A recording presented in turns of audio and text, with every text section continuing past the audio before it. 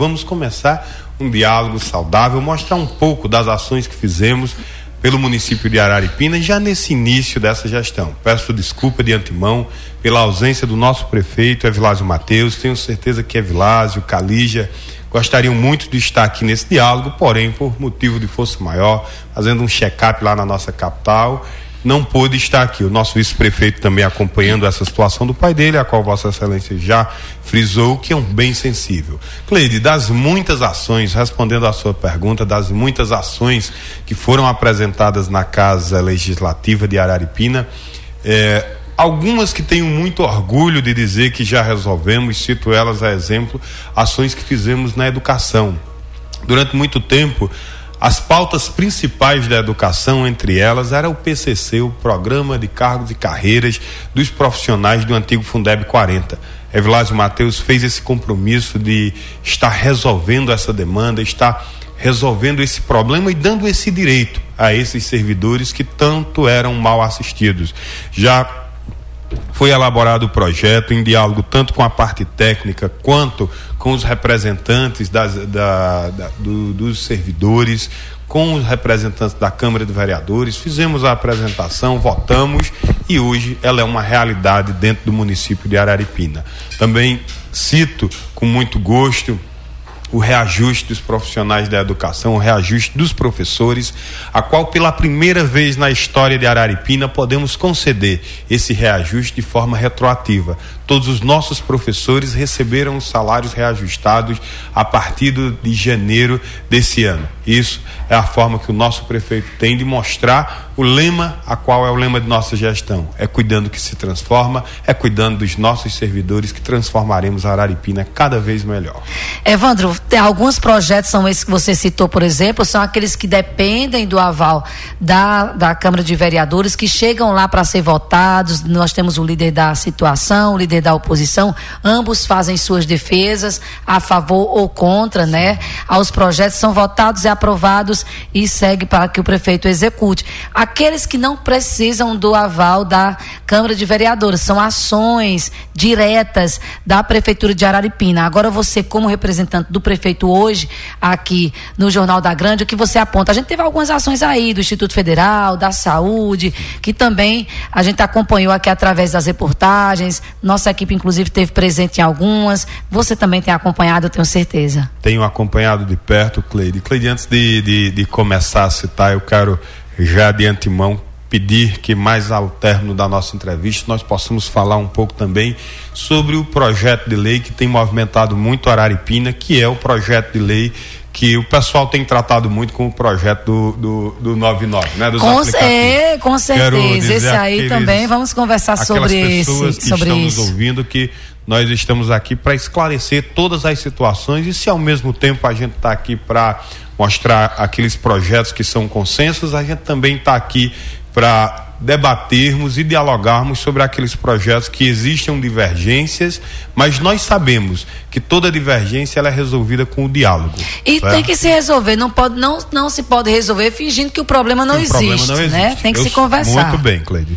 Muito bem, eu sou adepto dessa ideologia sua. Fingir que o problema não existe é dar tamanho maior a ele. A gente tem que chegar para perto, dialogarmos, pontuar e construir soluções, certo? Entre as muitas ações, estive muito feliz, voltando à sua pergunta, estive muito feliz quando nós estivemos fazendo aí o lançamento da pedra fundamental do Instituto Federal dos Sertões, do IF Sertões.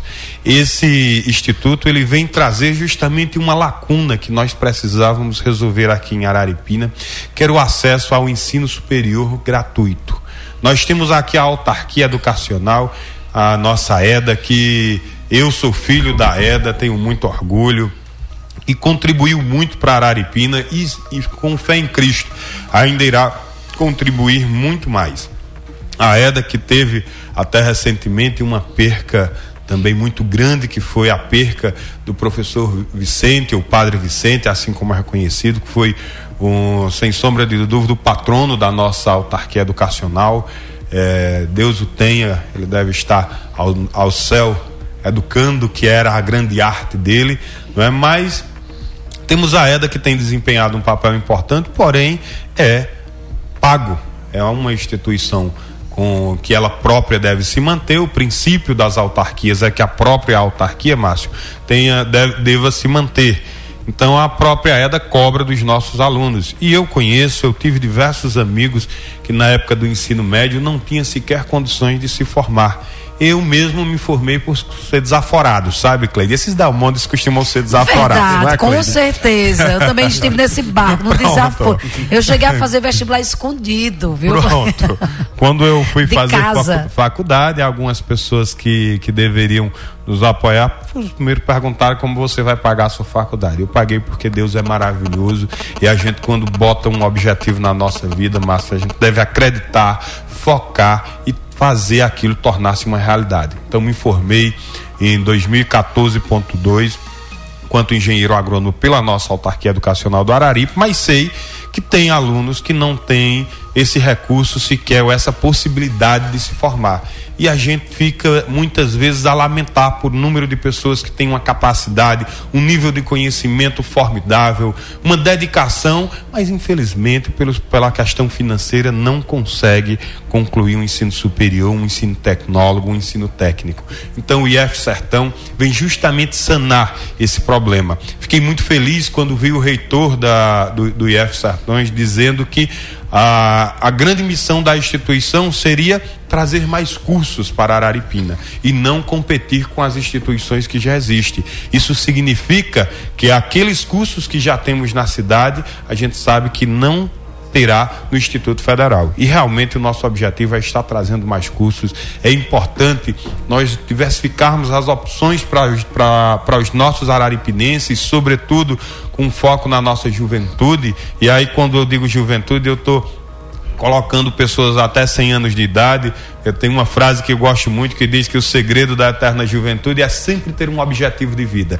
Então, aqueles que têm um objetivo de vida e que esse objetivo seja o ensino superior, independente da sua idade, com fé em Deus, muito em breve teremos o IF Sertões à disposição. E antes mesmo da construção, a nossa presidente da EDA, Jusileide, juntamente com o prefeito Evilásio Mateus, já disponibilizaram parte do prédio da EDA para que o IF já comece a funcionar o quanto antes. Ou seja, nós vamos já ter o IF funcionando antes mesmo de ter o prédio próprio do IF. Isso é uma vitória que eu, enquanto araripinense, enquanto pessoa que sei a importância que a educação tem na transformação social, fico muito feliz em trazer essa notícia para o povo de Araripina. E quantos pais estão aí querendo uma oportunidade dessa para que seus filhos possam estudar no Instituto Federal, né, Márcio? Quem é pai que não quer ver o filho ir para longe, as dificuldades até financeiras mesmo, ou então as dificuldades que o mundo hoje impõe, você ter um instituto desse nível é uma grande bênção para os pais também, né? Na porta de casa, como a gente costuma falar, né? Porque verdade. A dificuldade que eles têm primeiro que é cortar esse laço umbilical, né? De sair da sua cidade para outra cidade. Eu conheço pessoas que ainda hoje estão passando por esse processo, saíram daqui de Araripina, vai até a capital pernambucana para estudar. E toda essa dificuldade, esse lugar, essa distância entre o filho, os pais, vai para lá, vem para cá, mas graças a Deus que a IF está chegando aqui curioso, no município. Você falou essa dificuldade de ir para Recife. O próprio Evilásio Mateus foi para Recife fazer direito e por falta de recurso, por não ter condições de se manter na capital, voltou e não terminou sua faculdade. Então, eu fico muito feliz no sistema democrático que nós vivemos, é que realmente as pessoas que chegam ao poder muitas vezes passaram por todas as dificuldades que as pessoas mais simples têm passado.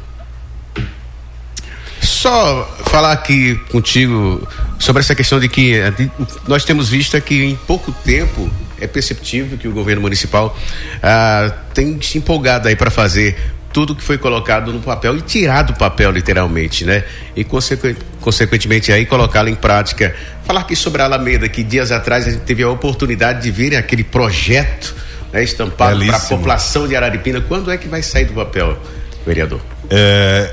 O projeto foi elaborado, certo? Estamos na fase de licitação, certo? Para decidirmos qual empresa vai poder, as empresas vão concorrer e quem é a ganhadora da licitação vai estar construindo essa Alameda. A Alameda, para os nossos araripinenses, ela traz, Márcio, algo que eu sempre digo que a Araripina necessita. A Araripina necessita de espaços de lazer, em que você possa sair com a sua família, para ter um ambiente mais agradável, no sentido de fazer caminhada, de uma prática de esporte. Então a Alameda, ela vem justamente humanizar a nossa avenida Antônio de Barros Muniz, né? Aquela principal ali, a Avenida da Igreja. Isso. Certo? E essa humanização, ela é algo necessário em todas as cidades que estão aí se despontando dentro do desenvolvimento. Elas têm que ter esse olhar para a humanização dos seus perímetros urbanos.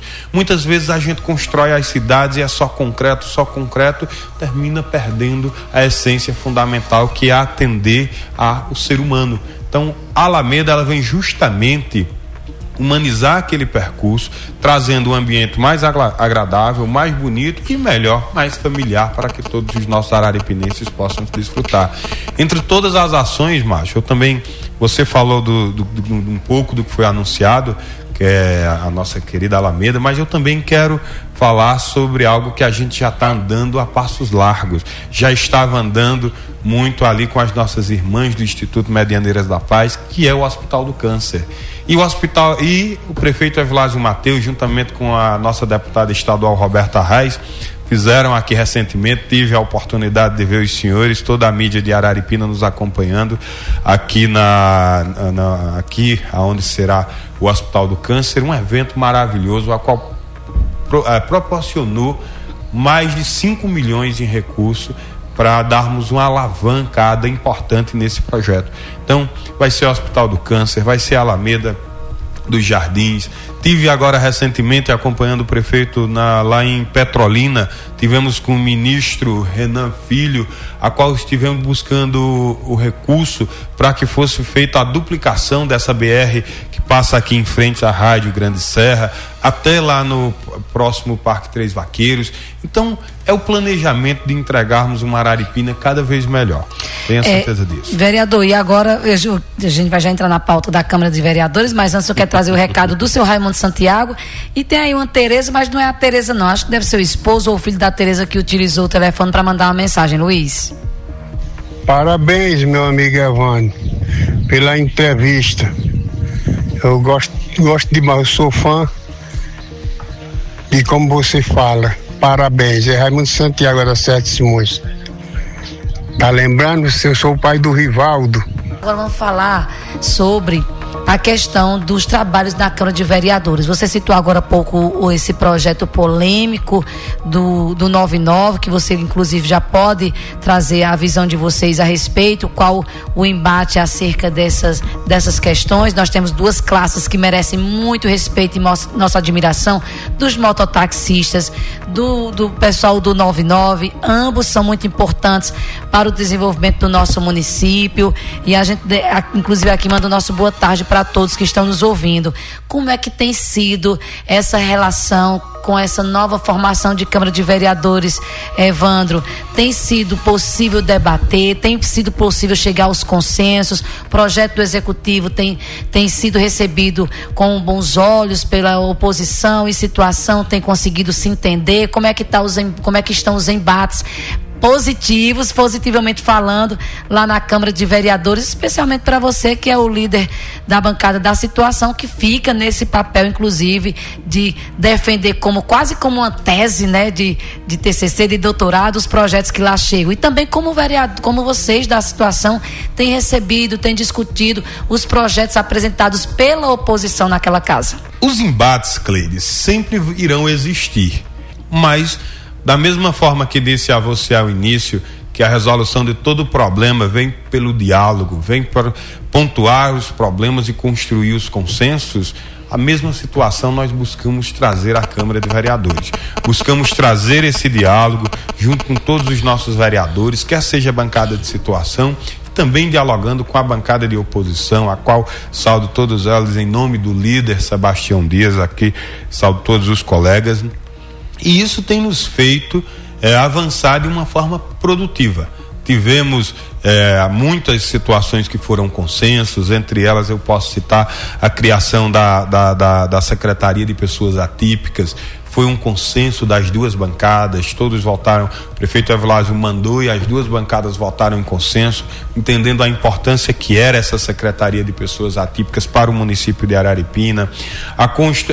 O Conselho Municipal de Segurança Alimentar, que depois permitiu que Araripina tivesse ali a cozinha comunitária, também que a nossa secretária Camila Sampaio também tem administrado. Então, algumas situações são consensos, naturalmente existem alguns outros pontos que a gente não conseguimos construir em 100% os consensos, mas aos poucos nós vamos trabalhando e resolvendo isso. Fico muito feliz, a casa está com muitas cabeças novas, eu fui reeleito, graças a Deus, mas também nós temos lá um número muito grande de vereadores reeleitos, temos lá já tínhamos, eu sempre digo que é importante a bancada feminina no legislativo, porque ela tem um olhar de mãe quando o assunto é legislar, e aí já tínhamos ali a vereadora Calígia Mateus, e hoje também temos Isabel da Saúde, temos Ângela de Tião também, que está lá ajudando de forma muito significativa, junto com todos os demais colegas novatos que chegaram. A sua pergunta quanto ao projeto dos aplicativos, não é? Isso. Esse projeto, Cleidinho, eu estou até abrindo ele aqui, esse projeto dos aplicativos, ele tem causado muito burburinho na cidade, mas eu sempre digo, é importante conhecimento. Conhecimento, eu gosto de dizer essa frase, que se Jesus Cristo nos disse há 2000 anos atrás, conhecei a verdade e a verdade vos libertará, ele está nos dizendo que o conhecimento é a ferramenta mais libertadora que existe. Havia um filósofo no século XVI, John Bacon, dizia: conhecimento é poder. Se isso no passado era válido, imagine no século XXI, na era do conhecimento. Então eu sempre tivemos ontem uma reunião com representantes de mototaxistas e de aplicativos para pudéssemos debater a lei. Alguns pontos que eles trouxeram, por exemplo, vou citar aqui o exemplo, possuir carteira de habilitação que contenha exercer atividades remuneradas, que contenham na sua categoria exercer atividades remuneradas. Isso está lá no projeto municipal. Só que tem um problema, Cleide, Márcio, isso não é uma exigência de Araripina. Isso está em consonância, isso está em acordo com a lei 13.640 de 2018, que foi votado no Congresso. Ou seja, o projeto de lei que nós estamos votando, com exceção do artigo 16, que é o que fala sobre infrações e penalidades, que daqui a pouquinho eu vou falar sobre esse artigo 16, que é o que trata sobre as multas, todos os demais em 100%, acredito, não vou 100%, mas em mais de 90% do projeto, é uma réplica do que já exige a 13.640 de 2018 e a lei 12.587. Por exemplo, havia um ponto que eu mesmo não gostaria que fosse, que tornasse lei, que é a exigência de estar inscrito junto ao INSS. Eu não gostaria que tivesse, porque eu entendo que existe muitas dessas pessoas que estão nos aplicativos e precisam, e estão ali apenas fazendo um extra, mas muitos deles já contribuem de outra forma, já com outra previdência privada. Com outra previdência, alguns são assegurados especiais, comprovam como agricultor, mas quando nós vamos para a lei 13.640, no próprio texto da lei, no seu artigo 3º, ele já traz essa mesma exigência. Ela já traz a exigência de estar inscrito junto ao INSS. Ou seja, é praticamente uma réplica do que já existia na lei anterior. Que a lei de 13.640, que aqueles ouvintes que quiserem nos acompanhar, peguem o seu celular, botem no Google, lei 13.640, ela é curtinha, ela é uma adequação a 12.587, certo? Mas ela traz justamente tudo isso que eu estou falando. Outro ponto, havia uma discordância quanto a Aqui, exigência de contratação de seguro de acidentes para pessoas e passageiros, que está presente na lei municipal, mas ela já é precedida pela lei 13.640, lá no seu artigo 3º, no seu inciso. Uma lei municipal não pode ser superior à lei maior, né? Então ela tem que estar. Então, exatamente. Eu até cheguei a pedir, eu disse, vamos tentar retirar pelo menos essa obrigatoriedade de contribuir de INSS. Para o próprio jurídico me disse, Evandro, torna-se inconstitucional porque existe uma lei no Congresso. Existe uma lei maior, uma lei maior que já exige isso. Então, qualquer ponto, eu sempre digo, conhecimento é libertador. Então, para que nós possamos construir o debate sobre a lei de aplicativos que está transitando na Câmara de Vereadores, nós temos primeiro que se debruçar pela lei 13.640 de 2018 e a lei 12.587 de 2012, certo? Elas são leis que já tratam justamente sobre mobilidade urbana. A Câmara de Vereador, assim como as Assembleias Estaduais, elas possuem o poder de legislar de forma complementar. Nós complementamos a lei que é votada em Brasília, certo? Nós podemos colocar mais algumas exigências, sim. Agora, nós não podemos abrir mão do que Brasília vota. Não pode retirar o demais. Isso. É o princípio que você falou. A lei maior, digamos assim. É claro, os juristas nos perdoem, mas é uma forma didática de falar. Nossa grande lei maior é a nossa Carta Magna, que é a nossa Constituição, não é? Mas a lei maior que nós se referimos aqui de forma didática, não é isso, companheira Cleide? Isso. É as leis que são votadas no Congresso em Brasília. Que é maior do que a municipal, no caso. Que é maior do que a municipal. Exatamente. E maior do que a estadual. Exatamente. Então eu volto a dizer, quando o assunto é a exigência de função remunerada na habilitação, já é algo exigido pelo Congresso. A exigência do seguro é algo que já é exigido desde 2018 pelo Congresso. Essas estão eu foquei muito na 13.640 porque ela é uma lei já bem mais reduzida e ela já é a partir de 2018, então ela já é a partir dessa criação dos aplicativos, ela já é mais específica, certo? Então é importante frisar isso, porque às vezes, Cleide, a pessoa diz, o prefeito botou um projeto de lei para prejudicar os aplicativos. Jamais o prefeito Evlásio Mateus faria isso, jamais qualquer um dos vereadores de bancada faria isso. O que nós estamos fazendo é apenas a regulamentação para garantir segurança aos próprios motoristas de aplicativos e aos mototaxistas. Eles vão estar resguardados, né? Sim, estarem resguardados em todas as partes. É importante dizer que nós entendemos que o sol nasce para todos e nasce para o mototaxista e nasce para o aplicativo. O que nós estamos fazendo é apenas organizando para evitar uma balbúrdia, evitar um descontrole.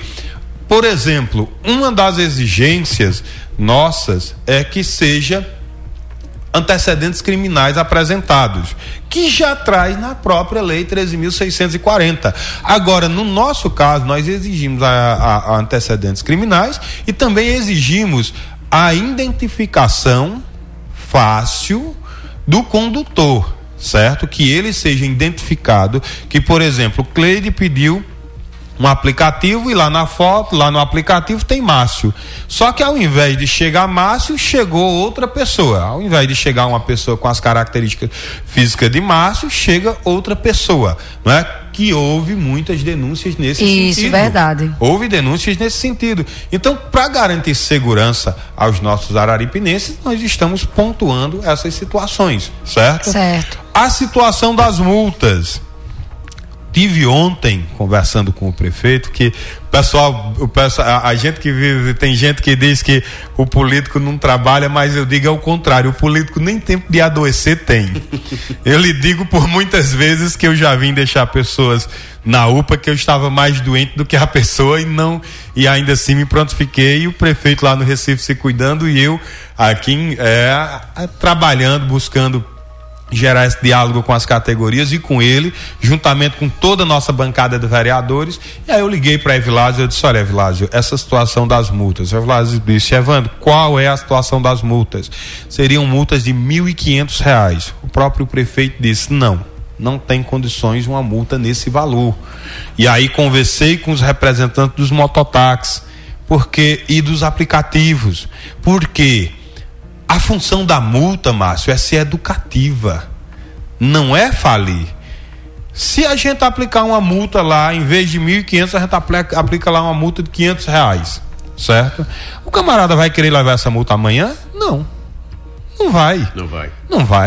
Então a função da multa, sendo educativa, é mais importante a gente garantir uma fiscalização do que falar em valores muito acima do previsto, né? Muito acima do que é a realidade. Então, esse valor das multas, a gente já se comprometeu.